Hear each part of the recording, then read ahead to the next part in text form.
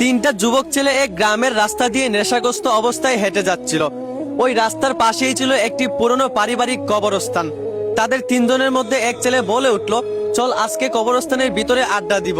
তারা তিনজন ওই কবরস্থানের ভিতরে প্রবেশ করলো। হঠাৎ করেই তাদের তিনজনের মধ্যে দুইটা ছেলে ভয়ে পালিয়ে কবরস্থান থেকে চলে আসলো। কিন্তু তাদের মধ্যে একটা ছেলে ছিল খুবই সাহসী। সে কবরস্থানের ভিতরে এগোতে এগোতে একটা সময় কবরস্থানের মধ্যখানে চলে গেল। হঠাৎ করেই তার বুকটা কেঁপে উঠল। চারপাশ নিস্তব্ধ, একদম অন্ধকার। শিয়ালের ডাক তার কানে ভেসে আসছে। হুট করেই ছেলেটা পা পিছলে একটি পুরনো ভাঙা কবরস্থানের ভিতরে পড়ে যায়। সে দেখতে পায় ওই কবরস্থানে তার বয়সী একটা যুবক ছেলের লাশ। সঙ্গে সঙ্গেই সে কবরস্থান থেকে ভয়ে লাফ দিয়ে উঠে আসে। উঠা মাত্রই সে অনুভব করলো কে যেন পিছন থেকে তার গাড়ে হাত রেখেছে। সে গাড় ফিরে তাকাতেই অবাক হয়ে গেল এবং বয়সে তরতর করে কাঁপতে লাগলো। একটু আগে যেই লাশটা সে কবরে শুয়ে থাকতে দেখেছিল, সেই লাশটাই এখন তার সামনে দাঁড়িয়ে আছে।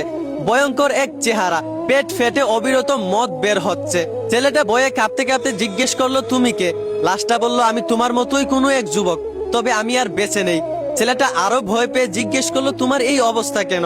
লাশটা তখন বলতে লাগলো, দুনিয়াতে বেঁচে থাকতে তোমার মতো আমিও এরকম ছেলেদেরকে নিয়ে বাজে আড্ডা দিতাম, মেয়েদের সাথে বাজে আড্ডা দিতাম, মদ পান করতাম, নেশাগ্রস্ত অবস্থায় থাকতাম। তাই মরার পর আজ কবরে আমার পেট ফেটে অবিরত মদ বের হচ্ছে। সেই পাপের শাস্তিগুলো আজ আমি কবরে পাচ্ছি। লাশটার কথা শেষ হতেই ছেলেটার চোখ খুললো। সে আবিষ্কার করলো নিজেকে তার রুমে। তার মা বাবাকে সে জিজ্ঞেস করলো, আমি এখানে কেন? আমি না কবরস্থানে ছিলাম? তার মা তখন ছেলেটাকে বলতে লাগলো, তোর দুইটা বন্ধু আমাদেরকে দৌড়ে আইসা খবর দেয় তুই নাকি এই গভীর রাতে কবরস্থানের ভিতরে প্রবেশ করেছিস। তাই তোর বন্ধু এবং আমরা মিলে কবরস্থানে গিয়ে দেখি তুই সেইখানে অজ্ঞান অবস্থায় পড়ে আছিস। তারপর তোকে আমরা উদ্ধার করে আমাদের বাড়িতে নিয়ে আসি। আসলে ছেলেটার সাথে কবরস্থানে যেইগুলো হয়েছিল ওইগুলা বাস্তব নয়, বরং সে অজ্ঞান অবস্থায় ওইগুলা স্বপ্নে দেখেছিল।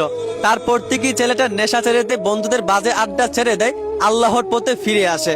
আমি জানি না এই গল্পটা কতটুকু সত্য, তবে সত্য হোক বা বানানো হোক, এটাই বাস্তব।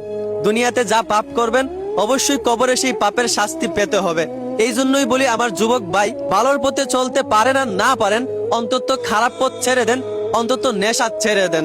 আশা করি বুঝতে পারছেন। ধন্যবাদ।